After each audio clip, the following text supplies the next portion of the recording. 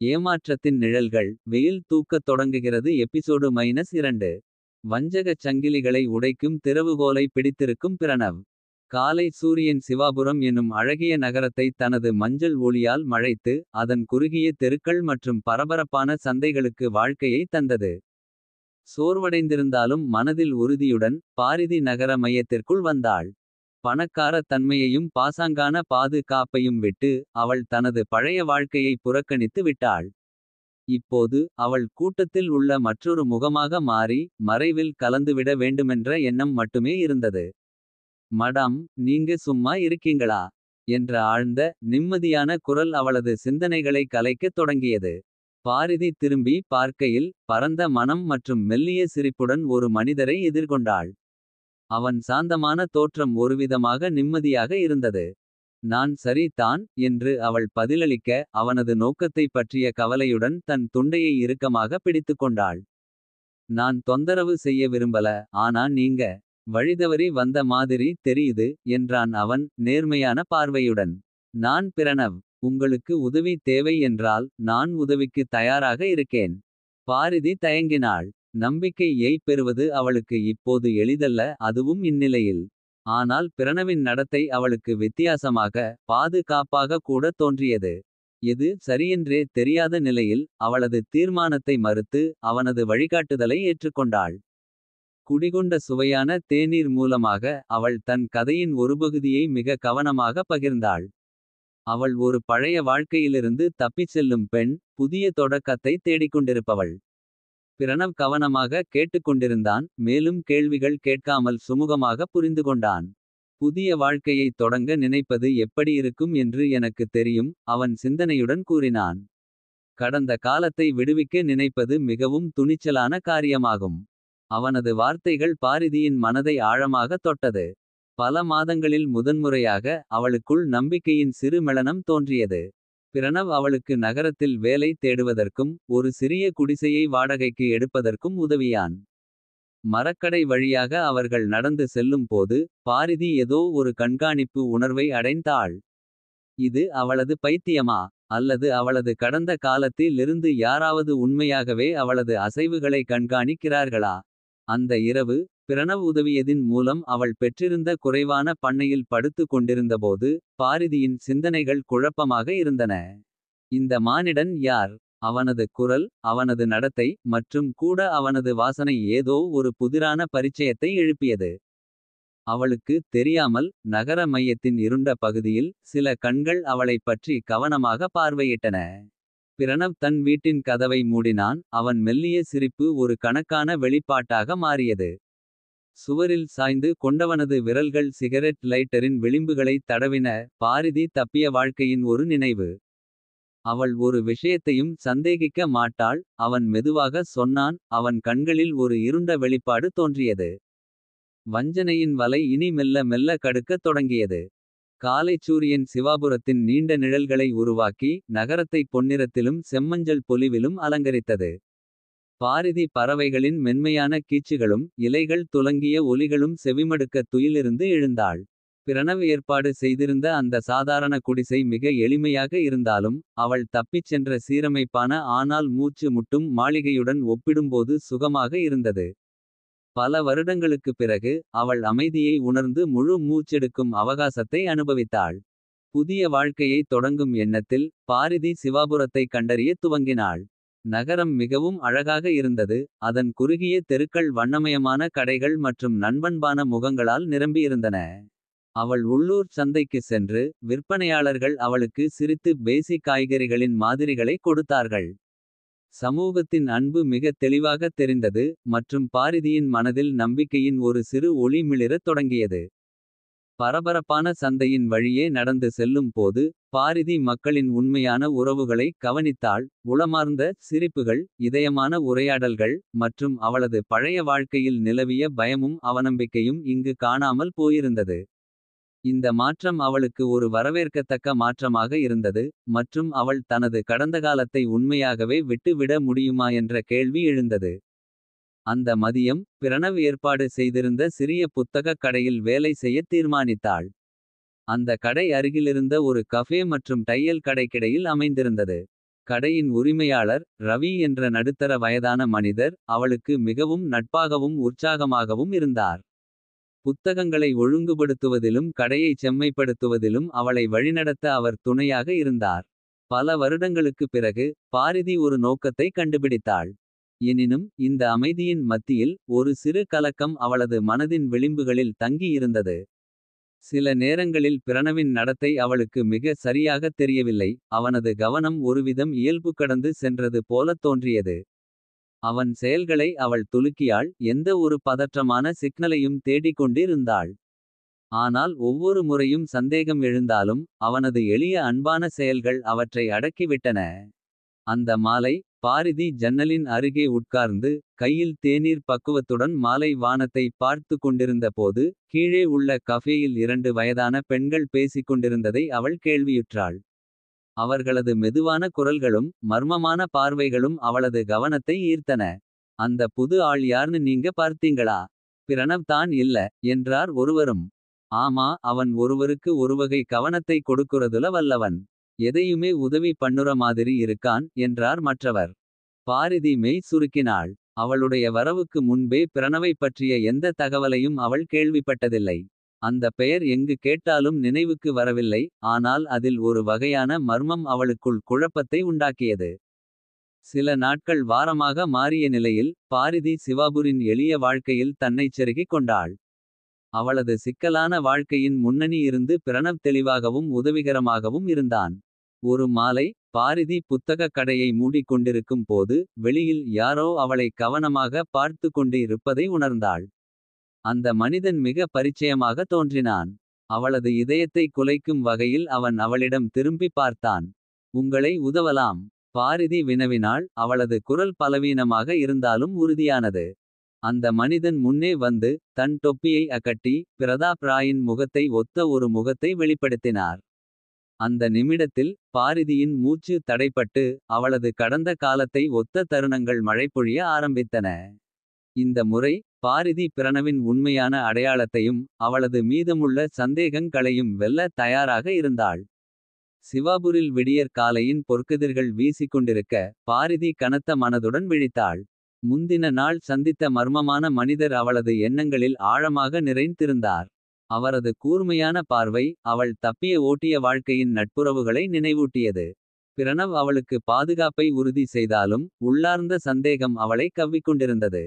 செயல்படுத்த தீர்மானித்த பாரிதி சந்தைக்குச் சென்றதிலிருந்து தனது அடையாளத்தை மீட்டு பார்க்க முடிவு செய்தாள்.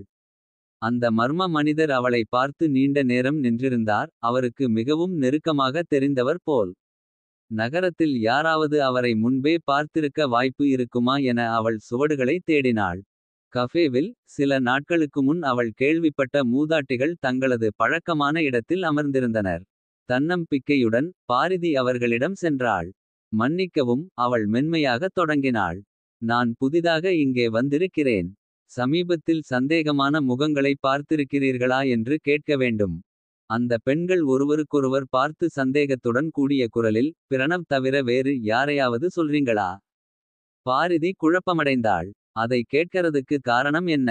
அவன் சில மாதங்களாகத்தான் இங்கே வந்திருக்கான். மற்றொரு மூதாட்டி விளக்கினாள். அவன் உதவிகரமாக இருந்தாலும் அவன் பழக்கம் குறைவானவன். எதுக்காக இங்கே வந்தான் என்று யாரும் சரியாகத் தெரியாது. அவள் சிந்தனைகளுடன் அங்கிருந்து சென்றாள். பிரணவ் தனது வருகையை குறித்து ஒரு குறிப்பும் சொல்லவில்லையே. அவனது வருகை ஒரு தற்செயலா அல்லது அவளுடன் தொடர்புடையதா? அன்று பிற்பகல் புத்தகக் கடையில் வேலை செய்து கொண்டிருந்த போது பாரிதி மேலும் சில விஷயங்களை அறிய முயன்றாள். அங்குள்ள ஒரு பழைய கணக்கு புத்தகத்தை அவள் கண்டுபிடித்தாள். அதில் பி. ராய் என்ற பெயரில் சில சமீபத்திய வாங்கல்கள் பதிவாகியிருந்தன. அவளது இதயம் உறைந்தது. அந்த எழுத்து உச்சமாகவும் துல்லியமாகவும் இருந்தது. அது பிரதாப் ராயின் கையெழுத்தே. இந்த சிறு நகரில் அந்த பெயர் எப்படி தோன்றியது? அந்த மாலை பாரிதி நேரடியாக பிரணவிடம் பதில் கேட்க முடிவு செய்தாள். நீ யார் என்று உண்மையாக சொல். ஏன் நான் எங்கு சென்றாலும் என் கடந்த காலத்தின் சாயல்கள் தென்படுகின்றன. பிரணவ் எதிர்வினையாக அமைதியாக இருந்தான். ஆனால் அதற்கு முன்பாக அருகிலிருந்த புதரிலிருந்து ஒரு மனிதர் வெளியில் வந்தார். பாரிதி அவர் மென்மையான ஆனால் கெட்டநோக்குடன் கூடிய குரலில் அழைத்தார். நீங்கள் மீண்டும் நல்லபடியாக இருப்பதை காண நன்றாக இருக்கிறது. அவள் நம்பிக்கை இழந்தாள். அவனின் பார்வையும் மர்மத்திலிருந்து வெளிவந்த உண்மைகளும் அவளது உலகத்தை சிதறடித்தன. பாரிதி அந்த இரவை முழுவதும் தனது குடிசையில் நடந்து கொண்டே செலவிட்டாள். கோபம், துரோகம், பயம் ஆகியவற்றால் அவளது மனம் ஓரிடத்தில் நிலைத்து நிற்கவில்லை. பிரணவ் என்பவர் பிரதாப் ராய் என்ற உண்மையை அறிந்து கொண்டதும் அவள் கட்டியிருந்த அழகிய பாதுகாப்பின் வெற்று தோற்றம் சிதறி விழுந்தது. அவனது பொய்களின் வலை மீண்டும் அவளை மடக்கி நெரித்து இருந்தது. ஆனால் இந்த முறை அவள் மாடியில் முடங்கி இருந்த பாவப்பட்ட பெண்ணாக இல்லை. காலை வந்தது. ஆனால் பாரிதி வெளிச்சத்தை எதிர்கொள்ள முடியவில்லை. பதின்மையிலேயே அவள் ஒரு சிறிய பையில் அவளது உடைமைகளை வைத்துக் கொண்டாள்.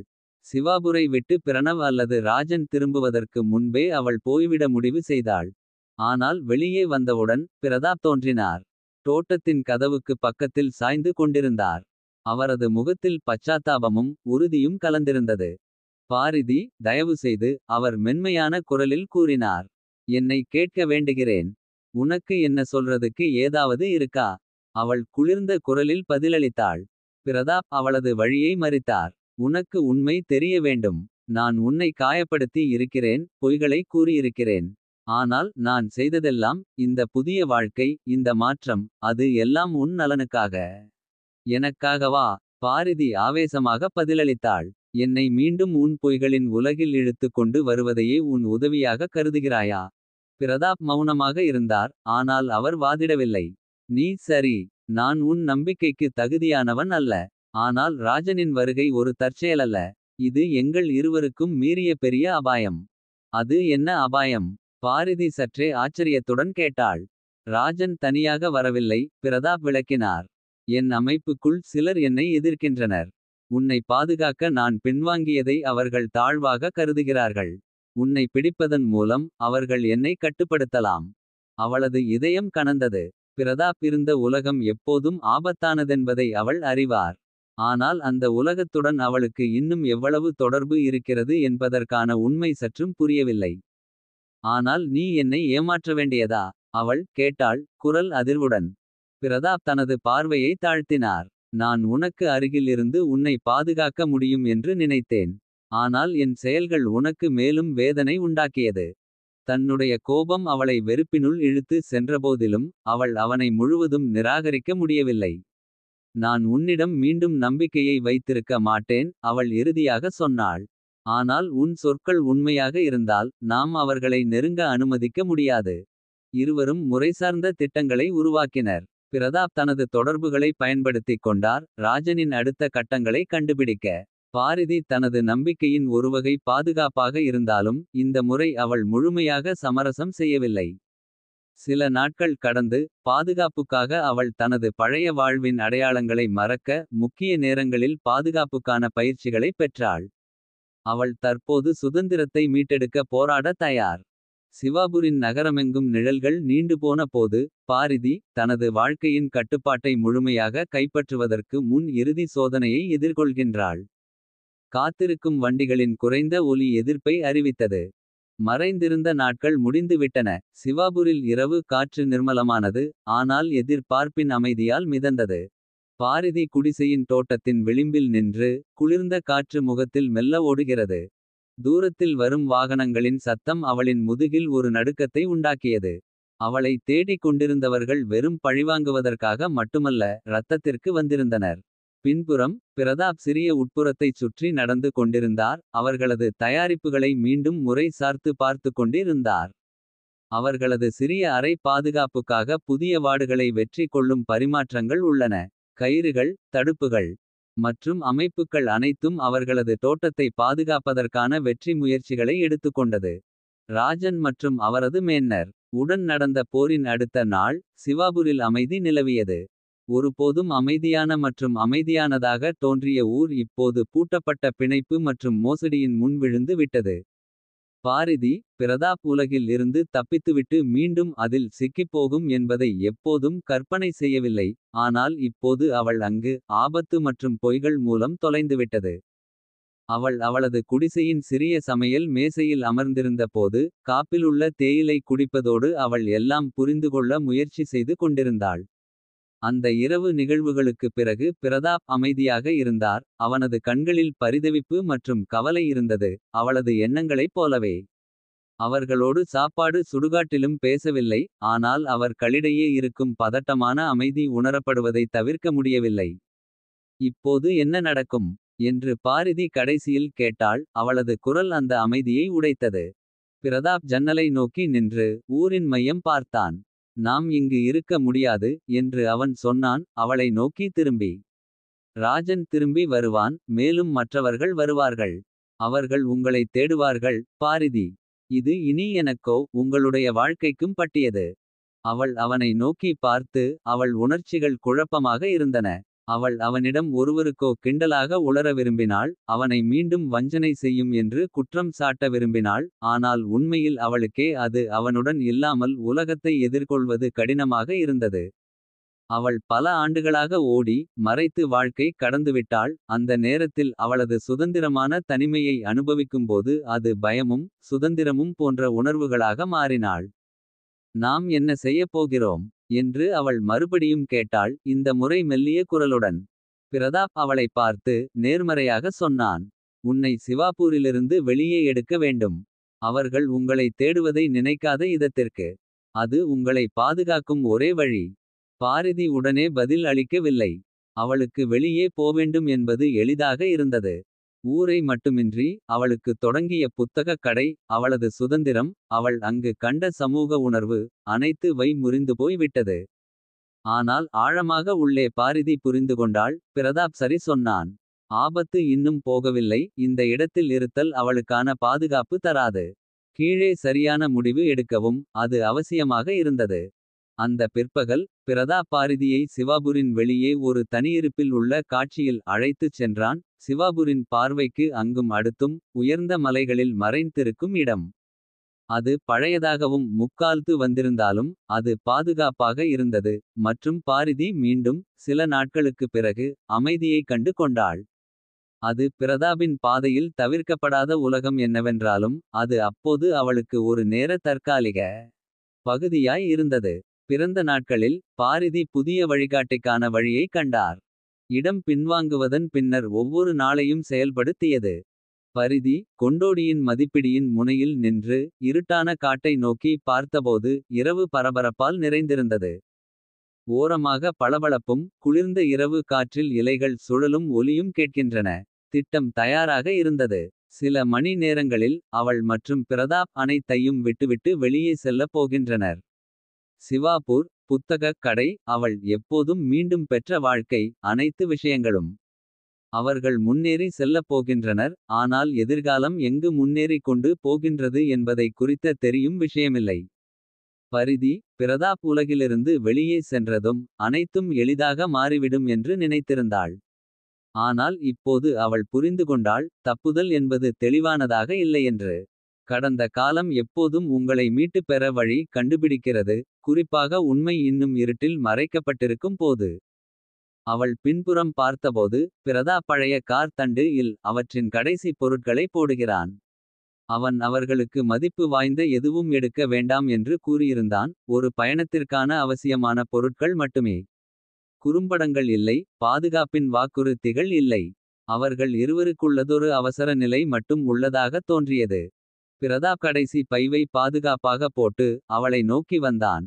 அவனது முகம் சோகமாக இருந்தாலும் அவன் கண்களில் இன்னும் அதே தீர்மானம் இருந்தது. அதுவே அவர்களை இதுவரை இங்கு கொண்டு வந்தது. இப்போது கிளம்புகிறோம். இனி காத்திருப்பதற்கில்லை. பரிதி தலை கிட்டியபடி ஒப்புக்கொண்டாள். அவளது மார்பில் ஏற்படும் அதிர்வுகளை சமநிலைப்படுத்த முயற்சித்து. நாம் போகும்போது அடுத்தது என்ன அவள் கேட்டாள். அவளது குரல் அவள் எதிர்பார்த்ததை விட மிகவும் மெதுவாக. பிரதாப் ஒரு நொடிக்கு நின்று ஒரு நீண்டையை எடுத்துக்கொண்டு பதிலளித்தான். நான் அறியவில்லை. ஆனால் நான் உங்களை மீண்டும் எவரும் எடுத்து செல்ல விடுவேன் என்று கூறுகிறேன். ராஜன் அல்லது வேறு யாரும். ராஜனின் பெயரைச் சொன்னபோது அவளுக்கு ஒரு உரையல் தோன்றியது. எல்லாவற்றையும் எதிர்கொண்டு பரிதி எதுவாக இருந்தாலும் ராஜன் மட்டுமே பரவலாக இருந்த எதுவோ என்ற எண்ணம் அவளை விட்டு போகவில்லை. இன்னும் அதிக ஆபத்துகள் எதிர்பார்க்கின்றன. மேலும் பல பகைவர்கள் இருட்டில் காத்திருக்கின்றனர். அது அவளைப் பாதுகாப்பதில்லை. அது வாழும் பங்கு மட்டுமே. நாம் தொடர்ந்து செல்ல வேண்டும். இங்கு இருந்து நாங்கள் போகும் வரை எளிதாக இருப்போம். அதன் பிறகு அவர்களை நிறுத்துவது எப்படி என்று கண்டுபிடிப்போம். என்று பிரதாப் தொடர்ந்தான், அவனது குரலில் திடீர் அசலான ஒளிரும் சரிவுடன். பரிதி ஒரு கடைசியாக காட்சியில் வீற்றிருந்த இடத்தை பார்த்து. அதை விட்டு செல்ல வேண்டாம் என்று உணர்ந்தாள். ஆனால் இப்போது அவளுக்கு இங்கு இருப்பதற்கான எதுவும் இல்லை. அவளது மேல் முனைவதை எதிர்கொண்டு. அவளுக்கு பாதுகாப்பற்ற இடத்தில் தான் உள்ளது. காரின் விளக்குகள் இருட்டில் கற்றுக்கொண்டவாறு. சிவாபூர் சற்று மடித்து காட்டியில் மறைந்தது. நிலப்பரப்பின் ஊர்வலம் மஞ்சள் மற்றும் பச்சை நிறங்களுடன் பறந்து விட்டது. இரவு அவற்றை முழுமையாக விழுங்கியது. காரின் அமைதியில் பரிதி தன் மனதை ஒரே நேரத்தில் மீண்டும் மீண்டும் ஒட்டிக்கொண்டிருந்ததை நிறுத்த முடியவில்லை. அவள் பிரதாப் உலகில் இருந்து தப்பிப்பதாக நினைத்திருந்தாள். ஆனால் உண்மை அவரை மீண்டும் இறுக்கி இழுத்து அவளது முன்னால் கொண்டு வந்தது. இப்போது அவள் மீண்டும் அந்த உலகத்தில் பயணிக்கின்றாள். அவர்கள் அப்போதும் பிரிந்ததாக தோன்றவில்லை. அவள் கை தானாகவே அவள் ஜாக்கெட்டின் கீழ் வைத்திருந்த பஞ்சுகையை தேடினாள். ராஜனின் மேன்னர் உடன் மிக அருகிலுள்ள தீங்கு செய்யும் சந்திப்பின் பின்னர். பிரதாப் அவளை பரிந்துரைத்திருந்த யோசனை. பரிதிக்கு அதை எப்படி பயன்படுத்துவது என்பது தெரியவில்லை. ஆனால் அவள் அதை தயார் நிலையில் வைத்திருந்தது என்பது அவளுக்கு தெரியும். நீங்கள் சுகமாக இருக்கிறீர்களா என்ற கேட்டவாறு பிரதாப் பரிதி அமைதியை கிழித்தான். பரிதி உடனே பதிலளிக்கவில்லை. அவளது கண்கள் எதிர்காலத்தில் செல்லும் பாதையை நோக்கி சென்று கொண்டிருந்தன. அவளது மனதில் ஆயிரக்கணக்கான எண்ணங்களுடன். அவர்கள் எப்படியோ இங்கு வந்துவிட்டனர். இதுவரை நடந்த அனைத்து விஷயங்களை பார்த்தால். அவளுக்கு அவரை மீண்டும் நம்புவது எப்படி. நான் சரி என்று அவள் கடைசியாக பதிலளித்தாள். அவளது குரல் அவள் எதிர்பார்த்ததை விட மிகவும் குருட்டாய். பிரதாப் அவளை பார்த்து அவளது உள்ளத்தில் அசாதாரணத்தை உணர்ந்தாலும். எதுவும் சொல்லவில்லை. அவன் பல சுமைகளை தனக்கேற்றிக் கொண்டு பழகி விட்டான். ஆனால் அவன் உணர்ந்தான் எல்லாம் அவனது பொய்கள். அவர்கள் உள்ள ஆபத்து ராஜனின் என்றும் வருவனான மிரட்டல். அவை அனைத்தும் அவளுக்கு பெரும் பாதிப்பை ஏற்படுத்தும் என்று. அவர்கள் மணித்தியல்களின் இடையே அமைதியில் ஓடியபோது. பரிதி உணர்ந்தாள் அவர்கள் ஏதோ ஒரு இடத்தில் இருந்து கண்காணிக்கப்பட்டவர்கள் போல் இருப்பது. அவர்கள் மிக மிக அதிகமாக வெளிப்படையாக இருக்கின்றனர். பரிதி ஒரு சிறிய ஊருக்கு திரும்பியபோது. அவள் முன்னாள் பார்வையில் சுட்டிக்காட்டி கூறினாள். ஏறத்தாழ நிறுத்து. அவள் அதிர்ச்சியுடன் கூறினாள். என்ன நடந்தது என்ற பிரதாப் கேட்டான். எனக்கு தெரியவில்லை அவள் பதிலளித்தாள். அவளது கண்கள் பின்னர் காட்டில் அசையாக காட்டியவரை திரும்பி பார்த்தன. ஏதோ தவறு நடக்கிறது என்று உணர்ந்தாள். திடீரென பிரகாசமான ஒளி அங்கிருந்து தோன்றியது. அதன் பிறகு காற்றில் அசந்த சத்தமும். மண்ணின் மீது தடவை செல்லும் மேம்படுதலும் கேட்டது. நாம் பின்தொடரப்பட்டுள்ளோம் என்ற பரிதி கருக்கி சொல்லி. அவளது இதயம் அதிர்ந்து கொண்டது. பிரதாப் ஸ்டியரிங் வீல் மீதான பிடிப்பை மேலும் பலமாக செய்தான். கீழே இரு என்று அவன் கேட்டான். அவனது குரலில் அதிகாரத்துடன். இப்போது உங்களால் என்னால் மட்டுமே நம்ப வேண்டும். உங்கள் பதிலினை எதிர்பார்க்காமல். அவன் வாகனத்தை மேலும் விரைவாக ஓட்டிக்கொண்டான். பரிதி தன்னை வேகமாக மீண்டும் இடைவிடாமல் அதிர்ந்தாள். பரிதி மற்றும் பிரதாப் கார் வேகமாக நகரும்போது. சுருங்கிய மலைப்பாதையில் காற்று அலையுடன் வீசியது. கார்கள் சக்கரங்கள் எதிர்ப்பு செய்தபோது. அவர்களின் இருதயங்கள் அதே நேரத்தில் எத்தனை வேகமாக தட்டுவது என்று ஒத்திருந்தது. அவர்கள் மட்டும் ஓடி செல்லவில்லை. அவர்கள் தங்களுடைய உயிருக்கு போராடி கொண்டிருந்தனர். அந்த பின்வரும் எஸ்யூவி மென்மையாக இருந்தது. அதன் கவர்ச்சி பரிதி கண்ணின் முன் நின்று இருந்தது. பிரதாப் ஒவ்வொரு முறையும் தப்பிக்க முயன்றபோது. அந்த வாகனம் மிகுந்த துல்லியத்துடன் பின்தொடர்ந்தது. அதை விட்டு விலகாமல் போக வேண்டும் என்று காட்டாமல். இப்போது சந்தேகம் இல்லை. இந்த மனிதர்கள் அவர்களை மட்டும் தேடவில்லை. அவர்கள் இரத்தத்தை காண விரும்புகிறார்கள். பரிதி தனது உடம்பின் பக்கத்தில் வைக்கப்பட்ட துப்பாக்கியை வலிமையாக பிடித்து வைத்தாள். அவள் இதை பயன்படுத்துவதை ஒருபோதும் கனவு கண்டு பார்க்கவில்லை. ஆனால் இப்போது எதிர்த்து போராடுவது மட்டுமே அவளது ஒரே வழி என்று உணர்ந்தாள். கார் வெளியில் உள்ள உலகம் மர்மமாக மாறியது. நிழலான மரங்களும் மற்றும் வெறிச்சூடுகளும் எதுவும் தவறான பாதையில் ஒட்டிக்கொண்டிருந்தது. நாம் இவைகளை ஓடிவிட முடியாது. பிரதாப் குரலின் கீழ் நகரி கண்ணை சாலையில் வைக்காமல். இப்போது அவற்றை தவிர்க்க ஒரு இடத்தை கண்டுபிடிக்க வேண்டும் விரைவாக.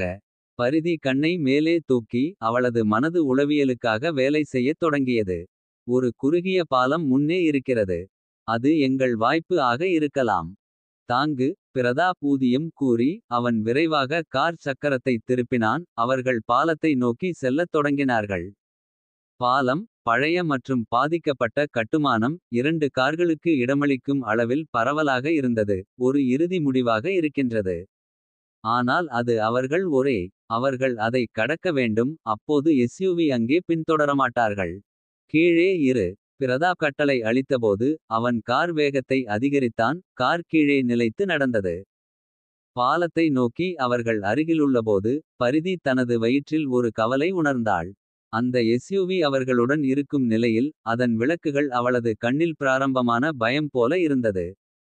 பரிதி தனது மூச்சை பிடித்து காற்றில் துவக்கமாகவும் அவளது கைகளை தளர்த்தாமல் பின்வரும் பாதையில் தொடங்கியது.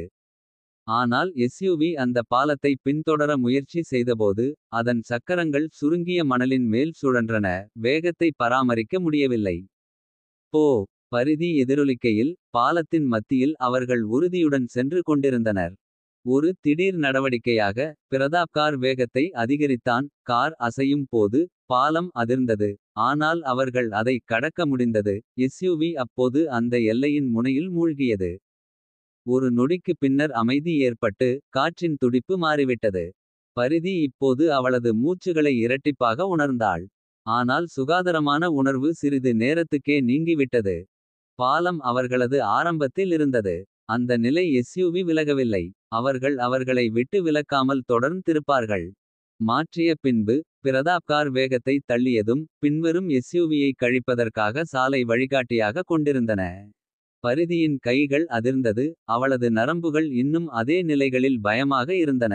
அவளது அஞ்சலியில் சில காலமாக ஏதேனும் கவலை இல்லாதது. ஆனால் இப்போது அவள் உயிரின் மிகக் கொடிய பயம் உள்ள நிலையில் அறிந்தாள். காடுகளின் தெளிவான நிலையை கொண்ட ஒரு சிறிய கிராமம் வழிப்போனதும் பரிதி அதன் அருகிலுள்ள இடத்தை கடந்து பார்வையில் மாற்றமடைந்திருந்தது. நாம் எங்கு செல்கிறோம்? அவள் குறுகிய குரலில் கேட்டாள். பிரதாப் உடனே பதிலளிக்கவில்லை. அவன் சாலையில் முழுமையாக கவனம் செலுத்தினான். அவன் விளக்குகள் மரங்களை காட்டும் வண்ணம் அந்த நிலப்பரப்பு மிகுந்த வெற்றிடத்தில் இருந்தது.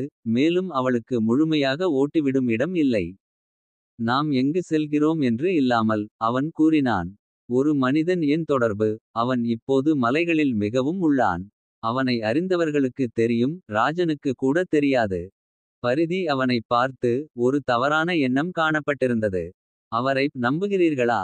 பிரதாப் ஒரு முறை முடிந்தது. நான் அவனை என் உயிரோடு நம்புகிறேன். அவள் மேலதிகமாக விசாரிக்கவில்லை. அவர்களுக்கு இப்போது கேள்விகள் இல்லாமல் ஒவ்வொரு விஷயமும் அவர்களை பாதுகாப்பாக வைத்திருக்க வேண்டும் என்று புரிந்தாள். ஒரு மணி நேரத்தில் அவர்கள் மலைகளின் ஆழத்துக்குள் ஒரு மறைக்கப்பட்ட இடத்துக்கு வந்தனர். கார் நிலைமையின்றி நிறுத்தப்பட்டது. சுற்றியுள்ள மரங்களின் கீழ் மறைந்திருந்த ஒரு பரிசுத்த குபுரி முன்பு. சிறிது அருகிலேயே இரு. பிரதாப் கூறினார். அவர்கள் இருவரும் கார் எடுத்து வெளியேறினார்கள். பரிதிக்கு தொலைவில் ஒரு தொலைபாராட்டு போதாது. பிரதாப் அவளை குபுரி முன்பு கொண்டு வந்தார். ஏமாற்றத்தின் நிழல்கள். வெயில் தூக்கத் தொடங்குகிறது. எபிசோடு -3 தொடரும்.